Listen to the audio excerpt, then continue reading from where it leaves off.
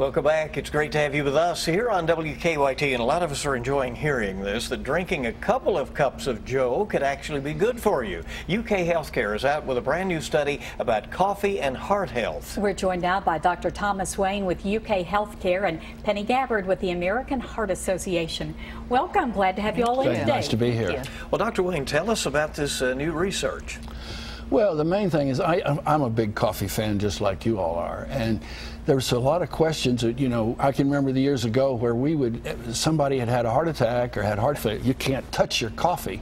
Yeah. And now we've certainly found out that a moderate coffee drinker, which is 3 to 5 cups a day. My wife thinks I'm a very heavy drinker, but I really only have 2 16-ounce cups and make it last during the day.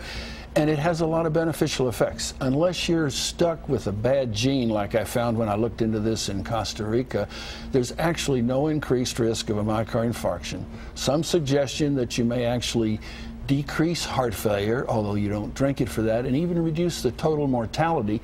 Absolutely, the moderate drinking of coffee decreases adult onset diabetes mellitus, a clear-cut benefit.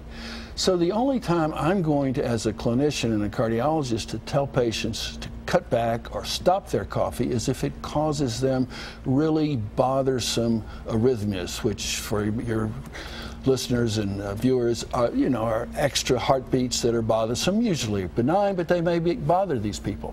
So the only other time is that I do tell my patients, because I've made this mistake myself in the past getting my blood drawn, is fasting means nothing but water when I'm getting blood drawn on the patient, because coffee can transiently raise the blood sugar. So the bottom line is, if you like coffee, it has many benefits, and there's evidence is that there's very little or no harm from it. Any drinks we should avoid? Well, I would extend your question then. As far as coffee, obviously you don't want to put the sugar and the cream in it, because then you are taking on the calories, and all of that is an additional risk. Oh, but that's so much fun to doctor it like that. No. Can you go, oh, no. Can you go sugar-free? Okay. I just happen, I'm lucky I happen to like it black. But it is interesting, and this is very relevant for you viewers, is that decaffeination really does not do anything more than, of course, take the caffeine out, which might help with the arrhythmias. But coffee has so many other things in it that most of those beneficial or any harmful effects are not touched by the decaffeination.